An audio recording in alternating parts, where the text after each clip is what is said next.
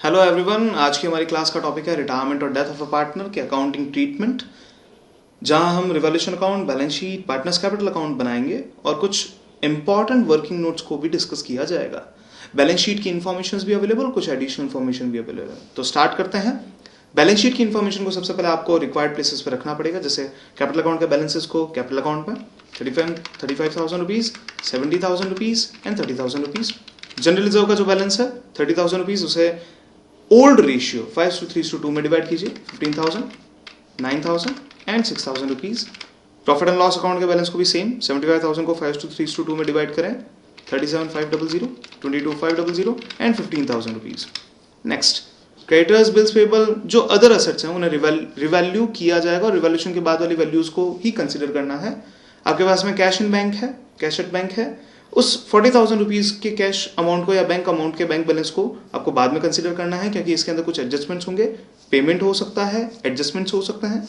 25,000 rupees की जो goodwill है उसे डिवाइड कर दीजिए, पार्टनर्स के अकाउंट में डेबिट किया जाएगा 12,500, 7,500 एंड 5,000 रुपीज। नेक्स्ट, हमारे पास जो एडिशनल इन्फॉर्मेशन है वो कंसिडर करते हैं। Profit sharing ratio between partners was 5:3:2 consider किया गया है। 30 जून 2016 को सी का रिटायरमेंट होता है। देखिए यहाँ पे एक इंपॉर्टेंट चीज है, 31 मार्च 2016 को बैलेंस शीट की डेट है और 30 जून 3 महीने बाद में रिटायरमेंट है, यानी कि सी को एडिशनल सैलरी इंटरेस्ट भी देना पड़ सकता है।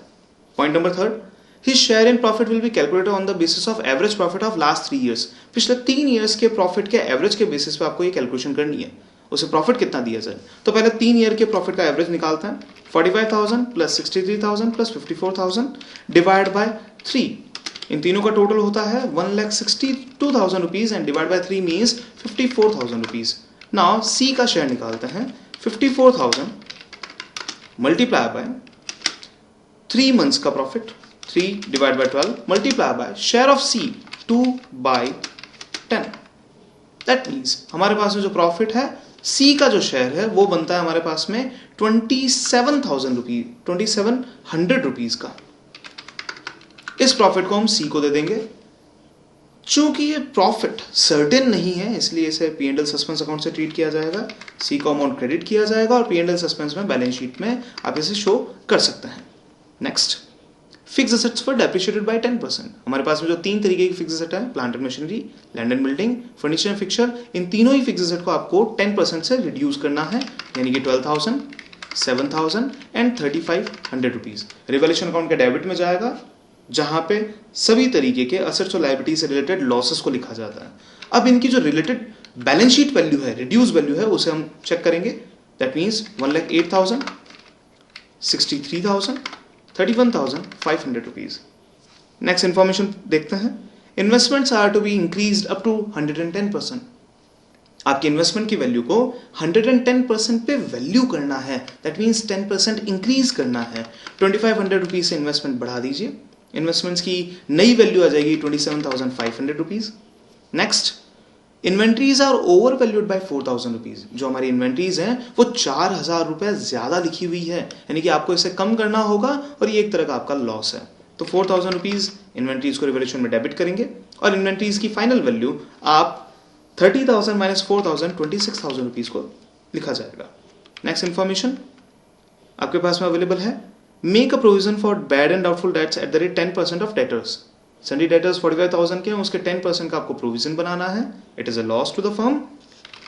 4,500 का प्रोविजन है। आप प्रोविजन को बैलेंस शीट में लायबिलिटी साइड में दिखा सकते हैं। एक अल्टरनेटिव ऑप्शन ये भी बनता है कि आप डेटर्स की वैल्यू में से उसे रिड्यूस करके दिखाएंगे। आप डेटर्स की वैल्यू को 45,000 रुपीज सीधा भी लिख सकते हैं और लायबिलिटी साइड में प्रोविजन दिखा दीजिए। Creditors of ₹3,000 are not required to be paid. Creditors जो हमारी लायबिलिटी, अगर उनको आपको पेमेंट नहीं करना है तो ये एक तरह का फायदा होगा। आप 3,000 रुपीज की इस प्रॉफिट को बुक कीजिए और क्रेडिटर की फाइनल वैल्यू, ओल्ड वैल्यू थी 90,000 माइनस 3,000 इक्वल्स टू 87,000 रुपीज आपको लिखना होगा। नेक्स्ट इन्फॉर्मेशन, रिवॉल्यूशन की इन्फॉर्मेशन कंप्लीट हो चुकी है। Goodwill of the firm will be valued at ₹1,80,000। 1,80,000 की गुडविल में सी का जो शेयर है वो सी को दिया जाएगा। 1,80,000 मल्टीप्लाई बाय 2/10, 36,000 रुपीज, जिसे ए और बी से उनके सेक्रीफाइसिंग या गेनिंग रेशियो में लिया जाएगा। चूंकि यहाँ पे गेनिंग रेशियो के बारे में कोई इन्फॉर्मेशन नहीं है, नहीं न्यू रेशियो दे रखा है, तो हम ओल्ड रेशियो को ही गेनिंग रेशियो मानेंगे, दैट इज 5:3। तो 36,000 multiply by 5/8 and 36,000 multiply by 2/8, 3/8, ये आपका वैल्यू बनता है। Next information, C will receive ₹3,000 per month as salary. C की डेथ बैलेंस शीट की डेट से 3 महीने बाद में हुई, यानी कि 9,000 रुपए की इसकी सैलरी बनती है।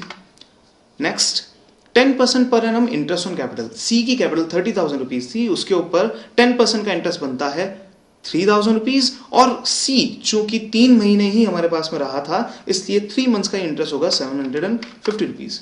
Total salary and interest P&L appropriation account में ट्रांसफर किया जाएगा और आप इसे बैलेंस शीट में शो कर सकते हैं 9750 रुपीज पे। नेक्स्ट इंफॉर्मेशन आपके पास में अवेलेबल है, C will receive, point number 7, 40% of the amount due to C will be paid in cash or bank through bank account. अब अगर ये इंफॉर्मेशन आपको कंप्लीट करनी है तो आपको रिवैल्यूएशन अकाउंट कंप्लीट होना चाहिए। आपका रिवैल्यूएशन अकाउंट कंप्लीट करने के लिए आप डिफरेंस निकालें, 31,000 minus the difference of second side, another side, credit side का टोटल आ रहा है 5500, यानी कि आपका लॉस बनता है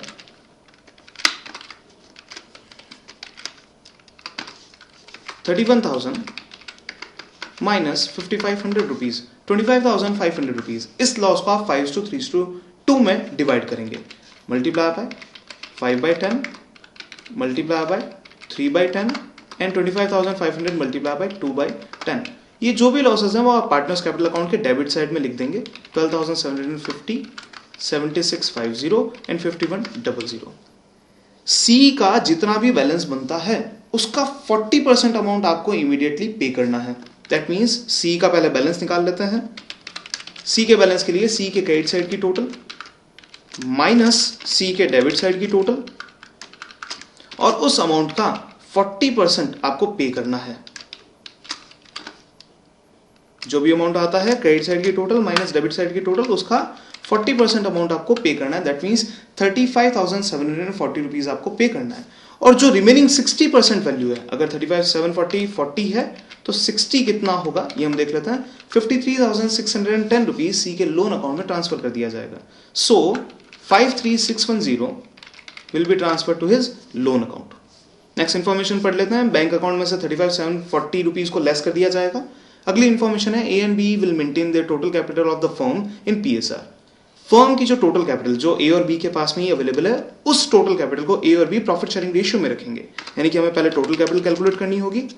टोटल कैपिटल मींस ए और बी की क्रेडिट साइड की टोटल माइनस ए और बी की डेबिट साइड की जो टोटल अवेलेबल है, वो total capital of the firm है अभी के लिए। उस टोटल कैपिटल को आप मेंटेन करेंगे प्रॉफिट शेयरिंग रेशियो में। 1,12,600 की टोटल कैपिटल को प्रॉफिट शेयरिंग रेशियो में, दैट मीन्स 5:3 में मेंटेन करना है। Multiply by 5 divide by 8 and multiply by 3 divide bye 8। Next, जो बैलेंस शीट वैल्यू आपके पास में अवेलेबल है, कैपिटल बैलेंस आपके पास में अवेलेबल है, उनको ए और बी में रेस्पेक्टिवली लिख लीजिए, 70,375 एंड 42,225। यही बैलेंस वैल्यू आप ए और बी के कैपिटल अकाउंट में भी लिखेंगे, 77,375 एंड 42,225। नेक्स्ट, ए और बी के अंदर जो डिफरेंस आने वाले हैं उसे आप बैंक अकाउंट में ट्रांसफर करेंगे। मेरे ख्याल से कैपिटल अकाउंट का बैलेंस ही आप एडजस्ट करने वाले हैं, तो दोनों साइड की टोटल जो है वो आपकी मैच होने के लिए जितने रुपए ए लेके आएगा या बी लेके आएगा, उतने ही रुपए अदर पार्टनर जो है वो लेके जाएगा भी। देखते हैं, ए में क्रेडिट साइड की डेबिट साइड की टोटल जो है वो ज्यादा आ रही है, इसलिए हम एक बार ट्राई कर लेते हैं। डेबिट साइड की टोटल में से क्रेडिट साइड की टोटल को लेस करके 30,625 रुपीज ए लेके आएगा और उतने ही पैसे 30,625 रुपीज बी लेके जाएगा। नाउ ए और बी की इंफॉर्मेशन कंप्लीट है। बैंक अकाउंट का बैलेंस निकाल लेते हैं। ओल्ड बैंक अकाउंट का बैलेंस था 40,000 रुपीज माइनस आपने सी को पेमेंट किया है 35,740 रुपीज। ये पेमेंट होने के बाद में बैंक अकाउंट का बैलेंस आ रहा है 4260। बिल्स पेबल का ओल्ड बैलेंस था आपके पास में 15,000, सेम लिख लीजिए। बैंक लोन का बैलेंस है 45,000 रुपीज, और इस तरह से आपकी बैलेंस शीट मैच हो जाएगी। आप चाहें तो कैपिटल अकाउंट की टोटल भी कर सकते हैं।